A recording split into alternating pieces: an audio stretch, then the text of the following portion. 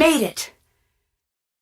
Dear Ned, once the theater was successfully evacuated, Debbie and Chase were able to follow the GPS tracking signal to the spring house, where Scott and I had safely weathered the storm.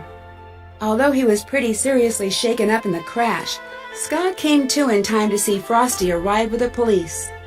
He received community service for destruction of public property and interfering with public safety records. He didn't fare so well with the college.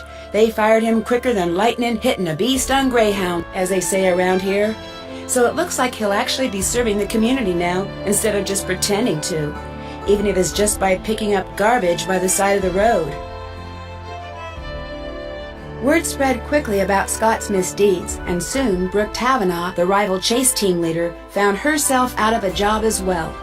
With the storm season almost over, it looked like both teams were out of the competition. Debbie, always the organizer, decided to combine the remaining members on both teams for the remainder of the season. Without Scott's ever-present storm cloud hanging over the team and his constant sabotaging, the team really began to hit its stride with Debbie in charge. 2 days after I told Krollmeister I had found the source of the sabotage and the change in team leaders, Debbie's Chase team was greeted by a surprise delivery, the next generation of Krollmeister's storm tracking and detection equipment. With Scott out of the picture, Frosty renegotiated his contract. Now that he's able to pursue his own projects on the side, he's just about doubled his output. He's launched his own business, and when he's not getting pelted by softball-sized hail, you'll find him in his studio. Chase has given up on his dreams of finding oil. Even if he hadn't, he wouldn't have the time to look. Debbie's keeping him too busy. Free from having to spend his days fixing Scott's mistakes, Chase has finally had the opportunity to show off his keen sense for weather. Now that Debbie has accepted Scott's old position as head of the Canute Storm team, he's become her right-hand man.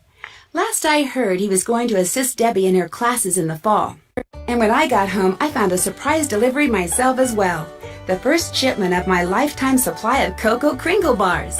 Krollmeister also sent me a note, telling me to keep my bags packed. He has a special surprise trip planned for me as a way to say thanks.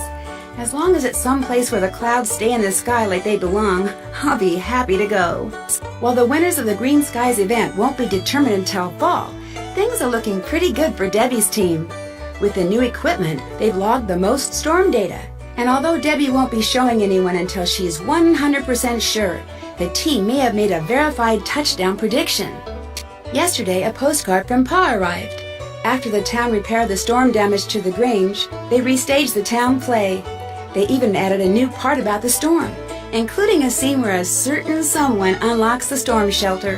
As long as it wasn't played by Pa in a wig, I'm happy. Pa says that he remembered most of his lines this time, at least the important ones.